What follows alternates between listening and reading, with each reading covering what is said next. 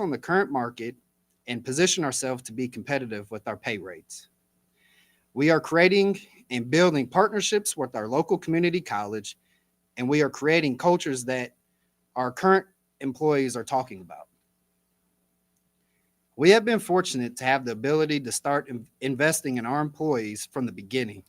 By partnering with the local community college and Kentucky Trans, this opportunity has allowed us to build custom training programs for our employees to participate in.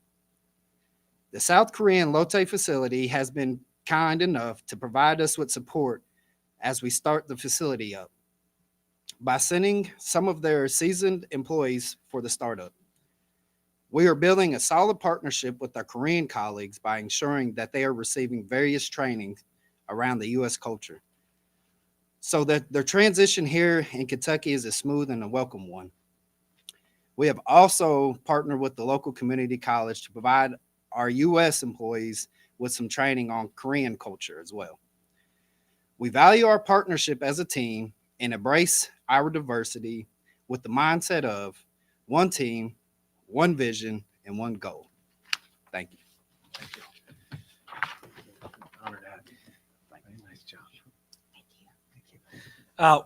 While Lotte is a new company to Kentucky, it is a massive company in South Korea with operations in many places in the world and business in a number of different sectors. I got to visit the company when I was in Seoul just about a month ago, and the opportunity to have such a sophisticated company open up a facility in Kentucky gives us opportunity for growth over time. This is a big win for us.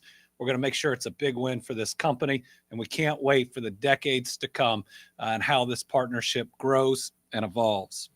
Speaking of our workforce, just this week, we announced that over 4,000 Kentuckians are expected to receive skills training thanks to the Bluegrass State Skills Corp. This month's approvals included workforce training for over 1,200 employees at TJ Sampson Community Hospital in Glasgow and Adair County's TJ Health Columbia. We have a message from LaDonna Rogers, Executive Vice President of HR, Culture, and Engagement, and also a real leader in that area in so many different ways. She's from TJ Regional Health to talk a little bit more about the training initiative. We would like to thank Governor Beshear to let you know how proud we are that we are the recipient of the Bluegrass State Skills Grant this year in the amount of $106,000. These type of grants are so important to rural Kentucky because it allows employers the opportunity to provide training to their staff that they might not otherwise have access to. Fortunately, we have been the recipient of this grant for the past 3 years. We have employees in both Glasgow and Columbia, and we are able to provide training for both technical and clinical skills, leadership development skills, and any other skills that our staff may need to promote staff development. TJ Regional Health has a goal to have staff that feels confident and competent in their skills, and monies like this will allow us the opportunity to achieve our goal of providing the best possible care for all the patients of South Central Kentucky. The approvals also include funding to support 197 workers at Novellus Corporation in Guthrie. Novellus operates a major sheet, ingot casting, shredding, and recycling center in Todd County, and it's a vital part of our state's thriving automotive and metals sector. Today, I'm joined by a friend, Tom Lilienthal, plant manager at Novellus Guthrie. Tom's going to share a little bit about what they're doing, but Tom himself represents a whole lot of the excitement that's going on in Kentucky, having moved his family for this opportunity to the Commonwealth. His kids about the same age as my kids, growing up right here in Kentucky. We're proud to have you. We're proud to have Novellus. Welcome. Thank you for that introduction, Governor. My name's Tom Lilienthal. I'm the plant manager for Novellus in Guthrie, and it is my honor to join you today. Novellus is a leading producer of flat-rolled aluminum products, the world's largest recycler of aluminum, and we employ over 300 hardworking employees in Guthrie. Our finishing lines, commissioned in 2020, serve the automotive industry with aluminum used to create lighter weight, sustainable vehicles. Our brand new recycling plant, now ramping up, converts used automotive aluminum into new. Novelis is proud to operate an aluminum recycling plant in Berea, as well as our joint venture, Logan Aluminum, in Russellville. In total, that's nearly 2,000 employees across the state. I want to offer a heartfelt thank you from Novelis to the Kentucky Cabinet for Economic Development for your generous support of our workforce development plans through the Bluegrass State Skills Corporation grant. As you can imagine, it is both exciting and daunting to come into Guthrie just 4 years ago and determine how to provide community members with the necessary skills to work in the aluminum manufacturing industry. Ensuring that our people understand how to safely and efficiently run a 24/7 hour operation in support of our automotive customers is essential. And thankfully, we do not have to do it alone. With your support, Novelis has already trained 100 people lacking manufacturing experience with technical and leadership skills that they need to be successful.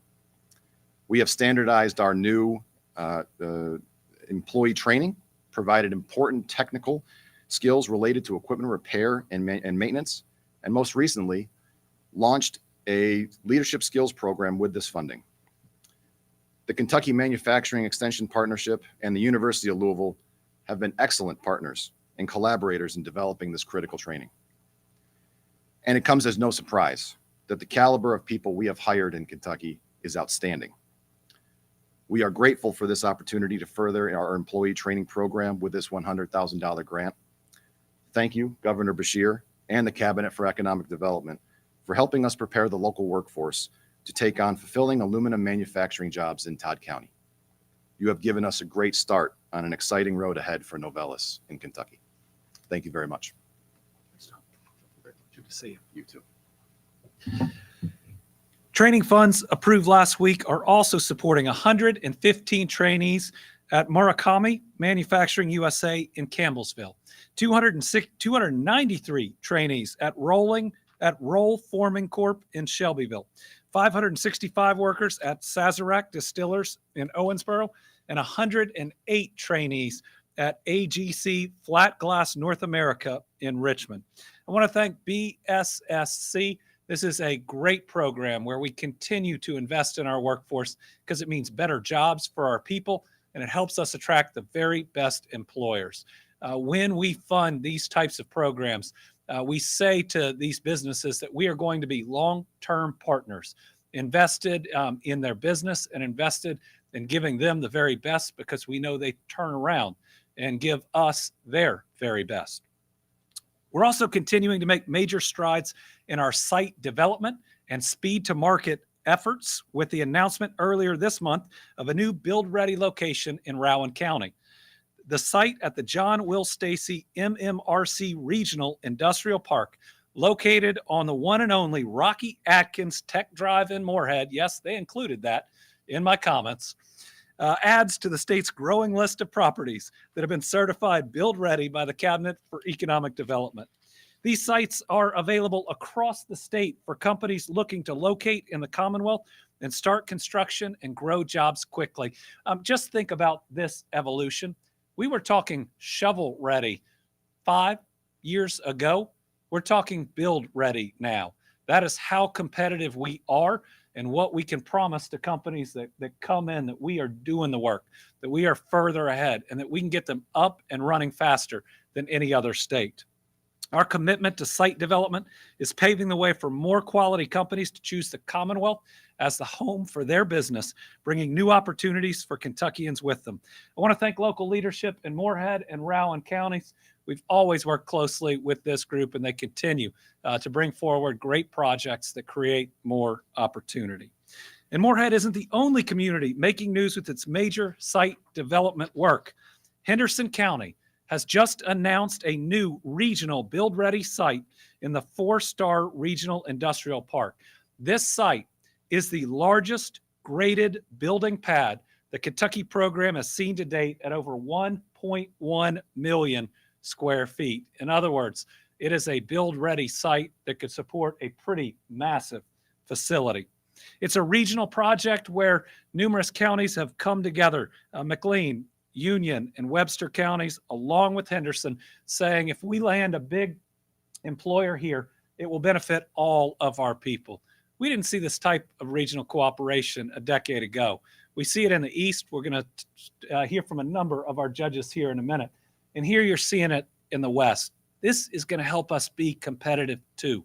More people working together. And I've seen it with employers. When you have 4 or 5 county judges all together saying, we will meet your needs, it instills that extra level of confidence. And it should remind all of us that economic development isn't just a state initiative. It is a county, it is a local, it is everyone pushing in the same direction together. The site was previously approved in June of 2023 for a $1.4 million grant in state funding to help create the site grading plan. So our state's Build Ready program has now grown significantly over the years, and I'm excited to see this momentum in Henderson County. Now we have a video from Henderson County Judge Executive Brad Schneider highlighting the benefits of the new site. Thank you, Governor. It truly is an exciting day in Northwest Kentucky as we christen the building of this new 1 million square foot Build Ready industrial pad. It's a game changer for a 4-star industrial park, which, as you know, was created decades ago in a partnership between Henderson, Union, Webster, and McLean counties. And this piece of property had always drawn interest, but we'd never been able to finalize a deal because it was sloped and there were a lot of hurdles in developing it. But now, thanks to the Product Development Initiative, or PDI, plan that the administration and the Economic Development Cabinet market and the legislature made possible, we are ready to go on this property. It's the largest build-ready pad of its type in the state. More than 220,000 square yards of dirt was moved to create it. And we think it's going to be the perfect spot for some company's new Kentucky home in Northwest Kentucky. So thank you. We can't wait to show it off to the wider world. We think the next big ribbon cutting in the Commonwealth is going to be right here in Henderson County at 4-Star Industrial Park. Thank you for all your help. Well, I want to thank Judge Schneider specifically. When we talk about economic development not being Democrat or Republican, red or blue, I've had the opportunity to work with him through my reelection, through his, and so many other things in politics that could have pulled people apart. But both the two of us, our staffs, and everyone else always put professionalism and the people of the Commonwealth ahead of any of the rest.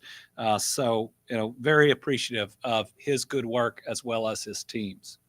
Last week, we also announced 6 innovative Kentucky companies are receiving $650,000 in state matching grants to support high-paying jobs and further grow the state thriving industries. The grants are a part of the Commonwealth's nationally recognized Small Business Innovation Research and Small Business Technology Transfer Matching Funds program. These funds will match in part $4.6 million in collective federal agency grants. These are 6 Kentucky-based businesses, if we can put them up on the screen, that were awarded matching funds. They're using technology to advance multiple fields from artificial intelligence and virtual reality to agriculture and food research. High-tech companies are growing at an impressive rate in our state, and we must ensure that momentum continues by investing the resources, people, investing in the resources, the people, and the small businesses that are energizing our communities. Remember, every major corporation in the world started somewhere and typically started with a small group of people. This is our hope that that next Microsoft, that next Google, that next large company starts right here in Kentucky and grows out, but always calls us home. To close out today's economic development update, last week, Lieutenant Governor Jacqueline Coleman joined local officials and leadership from Jackson Purchase Distillery, a start-up bourbon producer, to celebrate and cut the ribbon on a new rickhouse at the company's distilling operation in Fulton County. The $10 million investment is adding to the company's $26 million that they have done in an expansion project announced in October of 2022 and has created 54 new jobs. This project is a fantastic addition to Fulton County, and I'd like to congratulate Jackson Purchase Distilling on this important milestone. Now we're going to move to our continued work on rebuilding from the Eastern Kentucky flooding and some exciting announcements that are going to help our local officials do just that. So just over 2 years ago, our Eastern Kentucky families faced the unimaginable. Floods that took the lives of 45 Kentuckians, each one a child of God, beloved, and that is still missed today. Thousands of people left homeless. Everything that people had worked for decades washed away in less than 48 hours. When I visited after the floods, I made a promise, but so did all these county judges and mayors, commissioners, magistrates, everybody, that we might have been knocked down, but we were not knocked out, that we were going to get up, we were going to march forward together, and no matter how long it took, we were going to rebuild every home and every life. And a couple of weeks ago, in the midst of some of the craziness that I was going through, I got a chance to tour these high ground communities we're building, to be in Jackson and Breathitt County. And I knew that this is where I was supposed to be, and that we are absolutely going to see this through. Less than a month after the floods, I called for a special legislative session to help speed up the recovery. I was proud to work with the legislature and grateful the General Assembly appropriated $212 million to the Eastern Kentucky State Aid for Emergencies, or EK SAFE Fund. Since then, we've been using these funds to help our communities recover, and we have more awards to announce today. These dollars will help these communities continue to work to serve their citizens and to build back stronger and better. I got to be in Wayland with one of the judges we'll introduce in a minute, just weeks ago, and I got to hear a grandfather whose daughter and grandchildren were going to live in that house with him talk about it was going to be the nicest home he'd ever lived in. And for somebody to have been through the worst of the worst, seeing the best of the best, and getting to see the joy in his grandkids' face while they picked out their room, something special that tells us that we are doing something right. So today, we're announcing more than $23 million in additional Eastern Kentucky SAFE funds benefiting 14 recipients. Every award today are for cities, counties, and school districts in Eastern Kentucky whose budgets have been impacted by the flooding. Each of these awards is based on requests that were submitted to the Department for Local Government, as well as the Kentucky Department for Education. I'm going to read all the awards, and then we're going to hear from some great leaders about what these dollars will do. The City of Beattyville in Lee County will receive $350,000. The City of Boonville in Owsley County will receive $325,000. Breathitt County will receive $3 million. And the Breathitt County Board of Education will receive $3.3 million. The City of Buckhorn, which was hit hard, will receive $500,000. The City of Fleming Neon will receive $350,000. Floyd County will receive $2.5 million. The City of Hindman in Knott County will receive $750,000. The City of Jackson in Breathitt County, $400,000. Knott County will receive $250,000. Lee County will receive more than $860,000. Letcher County will receive more than $5.4 million. Owsley County, $350,000. And Perry County will receive $5 million. And these are just the newest awards. We've been doing everything we can, working with local leaders, finding every pot of money that's out there in any way to make sure we're bringing every resource that we can. And let me tell you, each of them has scrapped it out every day in their community since the flooding, working nonstop to do everything they can to rebuild. We at the state get to help, but we know they live it every single day, and we're really proud of their leadership to stand next to them. So first up, I want to invite Breathitt County Judge Executive Jeff Noble to accept $3 million for the county.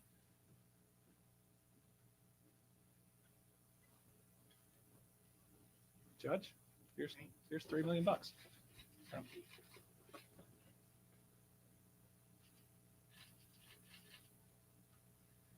You want to mention the award? I do.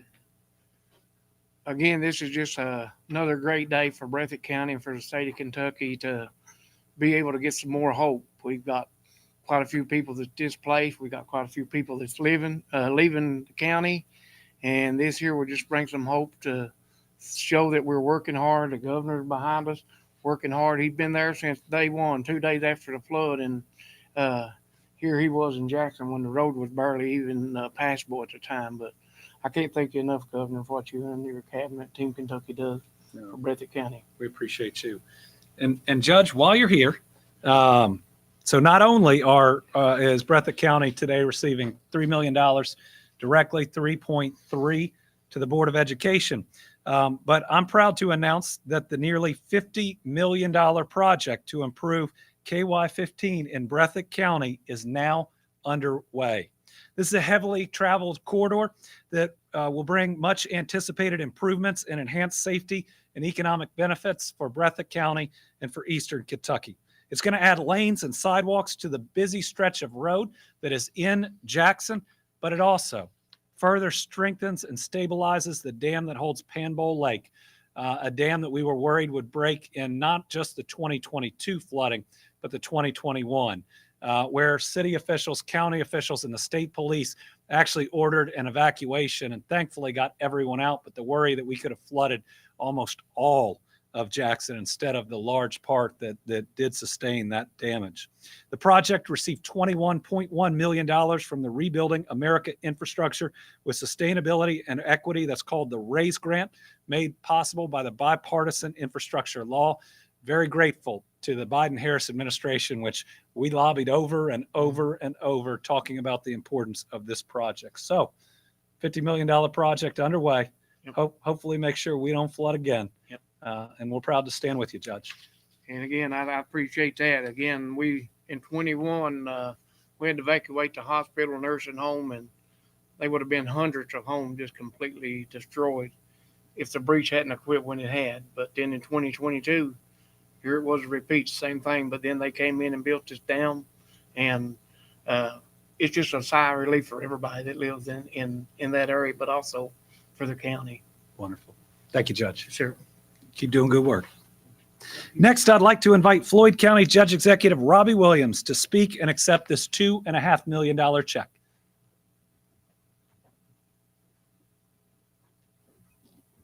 Hello, Judge. How are you?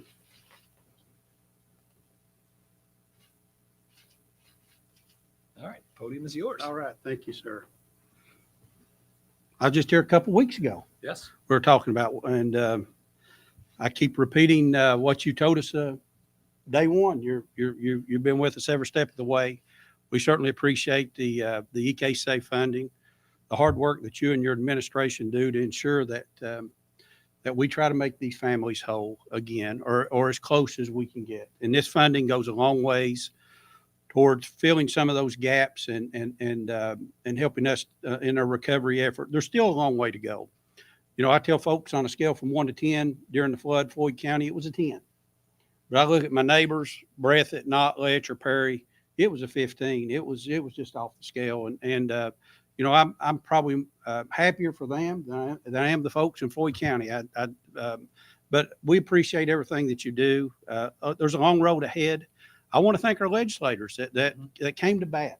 Yeah. We were in the final stages of this past session, and you know, they came to bat for us in the final days, and they put this additional funding in there. It's going to be greatly needed. So on behalf of the residents of Floyd County, all the folks in Eastern Kentucky, thank you, Governor. Thank your administration for everything that you do for us. Thank you. All right. Now I'd invite Perry County Judge Executive Scott Alexander. If you want to bring your hazard mayor on up, come on up, Happy, to please accept this $5 million check.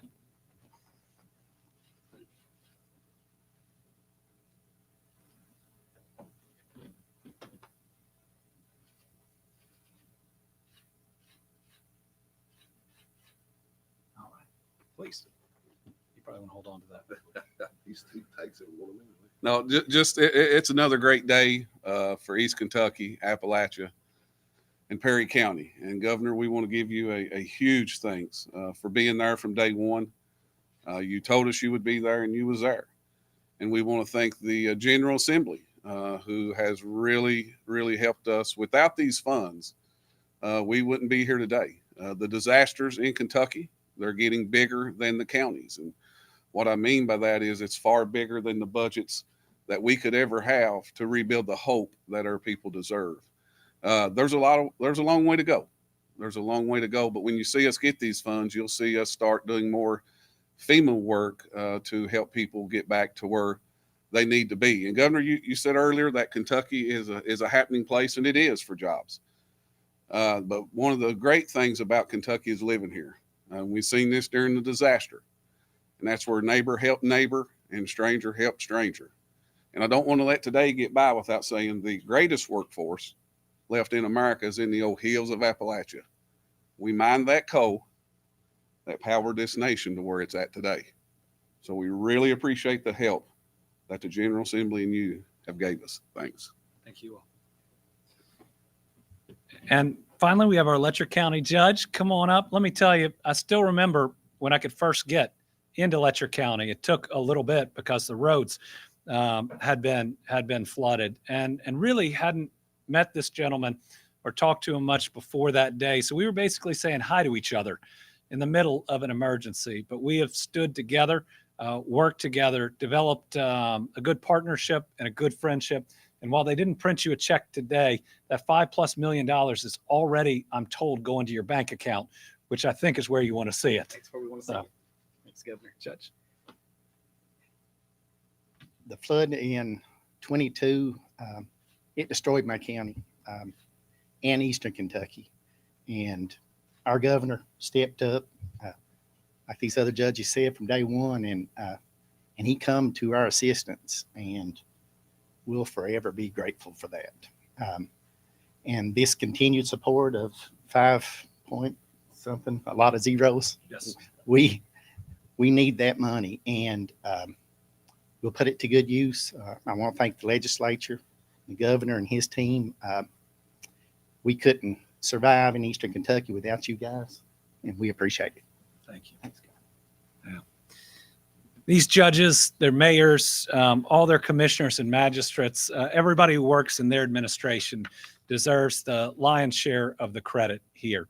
Proud that we're at a moment in time with big budget surpluses, with a thriving economy that allows us to be able to really be there in a special way for folks that have been through way too much.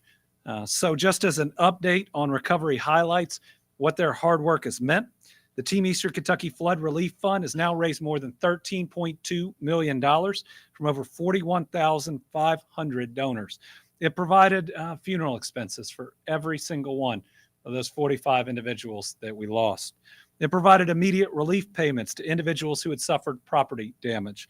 And we're using those dollars to rebuild and repair homes with nonprofit partners.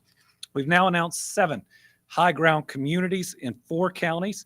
Together, these communities will bring over 500 new homes to the area. And on top of that, we've announced a bunch in Breathitt County and are finding new spots of land every day to build more. If you were impacted by the floods in 2021 or 2022, we encourage you to go to housingcan'twait.org and fill out the questionnaire to see if you qualify for funding. FEMA has also approved individual assistance applications now for 8,775 Eastern Kentucky flood survivors, totaling more than $110.5 million under the Individual and Households Program. In public assistance funding, we've now received over $274.7 million from FEMA. So folks, this might be the toughest rebuild that this country's ever seen, but it happened to the toughest of people, and really proud of their continued work day in and day out. So thank you all. Today, I'm also providing an update on the ongoing efforts to support those impacted by more recent disasters across our Commonwealth. We're committed to making sure that any and every survivor of these natural disasters have the resources and support needed to rebuild. First, we have an update on our Commonwealth Sheltering Program. That's from all of these disasters. Right now, 74 of our fellow Kentuckians are being sheltered. They are staying in 22 travel trailers and 1 hotel spread across locations that include Pennyrile State Park, Western Kentucky RV Park, and Mine Made Adventure Park, as well as various private sites.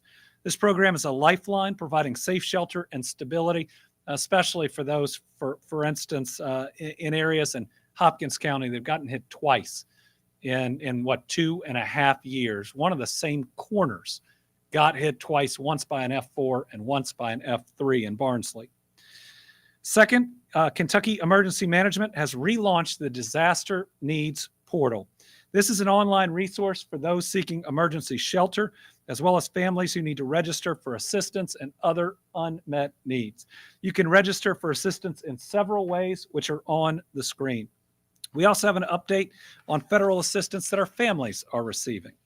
As of yesterday, FEMA has dispersed a little over $1.3 million in individual assistance funds to 883 survivors across 15 counties affected by the Memorial Day weekend storms. As you recall, those were severe enough to where we received individual assistance from FEMA. For those that have applied for federal aid, if you receive a letter from FEMA stating that you are ineligible, I want you to know you have a right to appeal. And Eastern Kentucky showed us that if you don't stop and you keep pushing, not only can you secure dollars and benefits, but you can change the way that FEMA operates. Every natural disaster that's occurred since that flooding, people have been treated better because our people were tough enough and wouldn't take no for an answer. And I think caused and created the most significant changes in how FEMA goes about helping out people after a natural disaster. And while living through that was tough, I hope it's something that especially the people of Eastern Kentucky are really proud of, because whether it's in Hawaii or any other places that were hit by natural disasters, our efforts, their efforts made a big difference in how people are treated today. Carefully, if you receive that ineligibility letter, carefully read it, as it will explain the reasons for the decision. I urge you to appeal and continue seeking the help you need. You can apply for assistance or file an appeal in several ways, including, I think we have another slide for this. Yeah. In person at a disaster recovery center, online at disasterassistance.gov, by phone, and via the FEMA app. Now, my big preference is talking to someone at a disaster recovery center. They may recognize some things in the application that you might not, and that's why these resources are there. If you use a relay service, such as video relay service, please provide FEMA with your relay service number. Also, I have some positive news for individuals that were impacted by that Memorial Day storm. Individuals in those 15 counties, those were Butler, Caldwell, Callaway, Christian, Clay, Greenup, Hopkins, Knox, Logan, Muhlenberg, Simpson, Todd, Trigg, Warren, and Whitley counties who were living or working in the area and became unemployed or had work interrupted as a direct result of the Memorial Day weekend storms, you are eligible to apply for disaster unemployment assistance benefits through the Kentucky Office of Unemployment Insurance. So to learn more about this assistance and to see if you qualify, you can contact the Kentucky Career Center in one of the ways on the screen. You can visit the website at kcc.ky.gov, or you can call this number, 502-875-0442. Really important, the deadline to apply for disaster unemployment assistance, if you're in those 15 counties for the Memorial Day weekend storms, is October the 9th. That'll get here faster than you think. So October 9th is that deadline. We've also established disaster recovery centers across the Commonwealth that provide in-person assistance to families in need. The centers are open Monday through Saturday from 10 a.m. to 7 p.m. They're closed on Sundays. The locations are up on the screen. Again, they are spread out in an attempt to give people as many options as possible.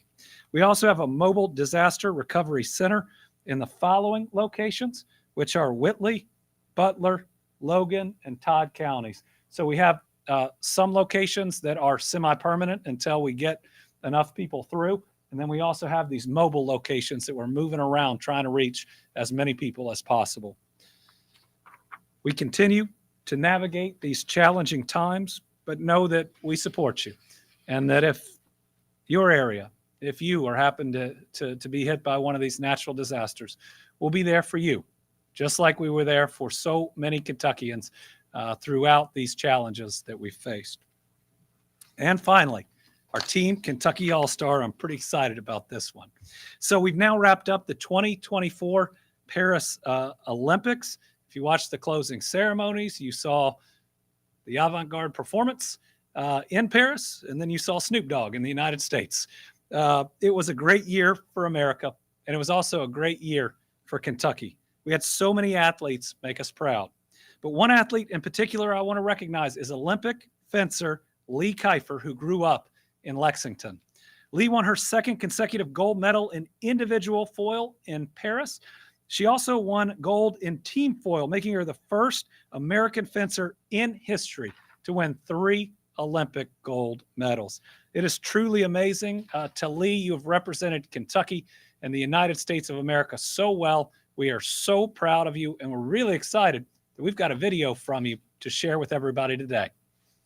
Hi, Governor. Thank you so much for recognizing me this week. It is an absolute honor as a Kentuckian to represent our state and our country on an international stage.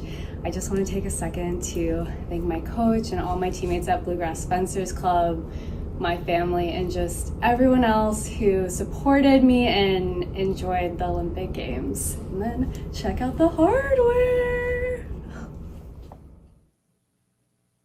And that is apparently what an Olympic gold medal looks like. We would have loved to have Lee here today, but apparently you're busy when you have won an Olympic gold medal. And I think she's going all around the country being recognized, which just brings more honor and esteem to Kentucky. Also doing amazing things as she looks at a career in medicine. So really impressive. Also, if you remember back in that individual fencing or foil final, there were 2 Americans that faced off against each other, and then the 2 of them were the anchors for the team gold win. So pretty special that we had someone from the United States win gold and silver in individual, and then come together and win it in the team. So with that, we'll turn it over to questions. We've got a couple of journalists here with us and a few on the phone. We'll start with the returning Tom Latek.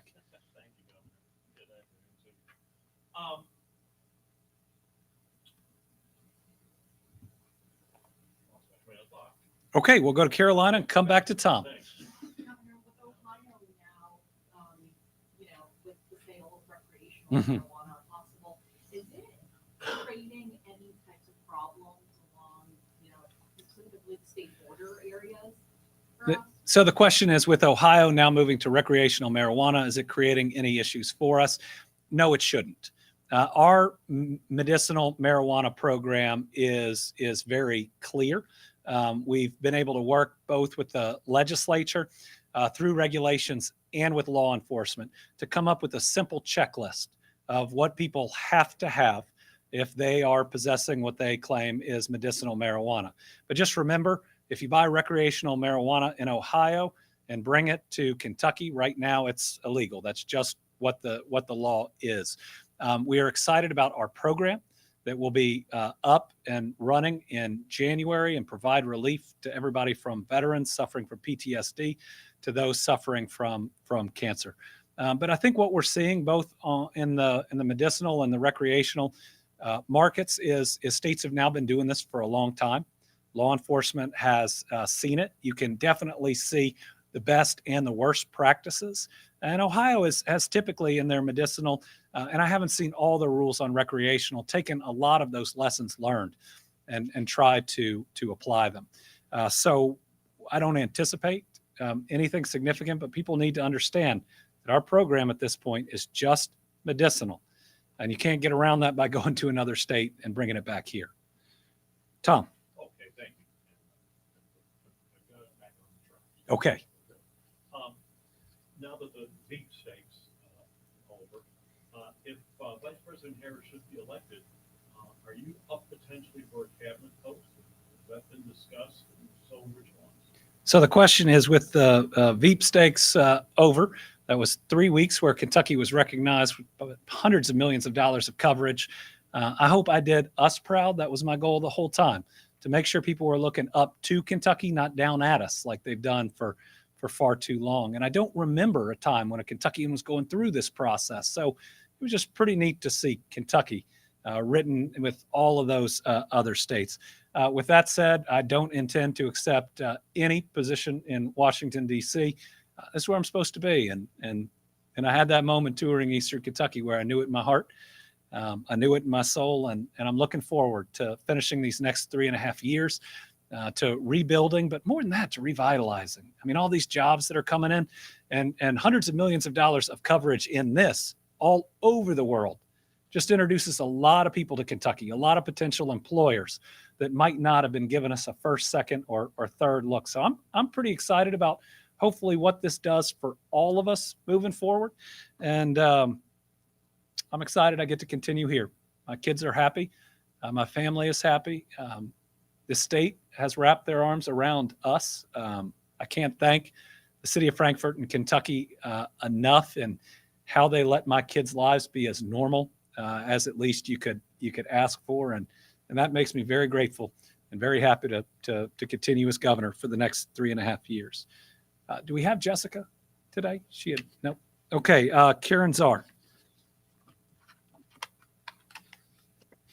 Good afternoon, Governor. Thank you. Are any Kentucky National Guard members still assisting in other states following Hurricane Debbie? Thank you. Our Kentucky National Guard is now back in Kentucky. We had sent a couple of our helicopter units, I think 3, but let me check that have the hoist capabilities and had a lot of practice in Eastern Kentucky to help out in Florida. What many people don't know is Florida sent a lot of their emergency management personnel that was in our EOC for months at a time, left their families, and were there to help us. So we immediately said yes when this request came in. And we remember that West Virginia and Tennessee's National Guard augmented what we had in terms of the hoist capabilities with helicopters, and that we would have lost hundreds of additional people without their help.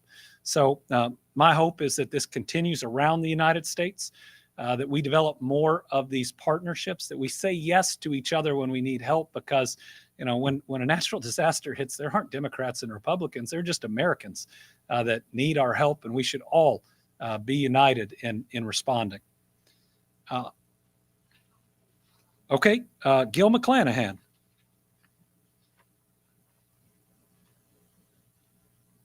Here you go, Governor.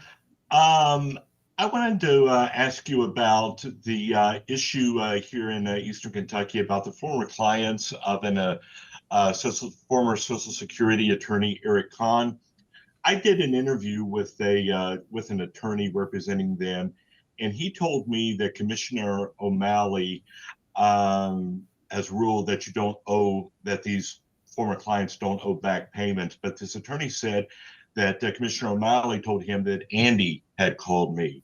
My question is, are you that Andy that called him? Number 2, what did you say to the commissioner, and why did you want to intervene? Well, I'm fortunate to have known Martin O'Malley, the commissioner there, for a long time. He's a good man. The administration is lucky to have his service, and Ned Pillersdorf, which has done an amazing job representing people who are done wrong, wears me out, rightfully so, in trying to get help to the people that he represents. So yes, I was more than willing to make calls to support those individuals. They are Kentuckians. Those are our Kentucky families, and proud to work with Ned. He is a true leader. He'll always tell you what he thinks. He'll always push for a little bit more. But if you think about how our people are now being treated compared to before he started representing them, it's some pretty special work he's put in. He deserves all that credit. I'm happy to just help him in whatever few ways that I can. And finally, I think we have Aaron Kelly, formerly here in Kentucky, now in D.C. Thank you, Governor. In a conversation with Elon Musk this week, former President Trump talked about the idea of firing striking workers, which has prompted the UAW to file federal labor charges. I wanted to ask you your thoughts on those comments. Well, I'm a proud pro-labor governor. Our unions help build the middle class, help make sure that the safety standards we see today became the norm. They've done so much to fight for our families, and people try to demonize them when all they're trying to do is get the best pay and the best benefits for the people in their communities. But I'll tell you, Elon Musk and Donald Trump may be talking in one way, but I have seen a better working relationship between business in unions these past several years, especially coming out of COVID, than I have ever seen. Whether it's union labor that is building facilities for companies that previously didn't use it, or new discussions that have opened up, especially these government programs that provide and require real wages, make using union labor all that more enticing, because you're getting the very best. But what Elon Musk and Donald Trump always forget is these are people, right? If they're talking about firing striking workers, they're people, right? They're families fighting for a better life. You can agree or disagree with what they're doing, but talking about taking an action that would harm so many of them is not trying to be a president or a CEO for all of those people. And when we forget that our Commonwealth, it's great to be the governor, but you serve the people. And if you're the head of a business, ultimately your best asset are your people. That's when you see people do some concerning things. So certainly, I want to make sure that our union families all across the United States know that they have my support, and pretty proud that we didn't have 45 minutes of glitches to start this Team Kentucky update. So apparently we can do something that Elon Musk cannot. All right. Want to thank everybody for today's Team Kentucky update. We'll see you soon.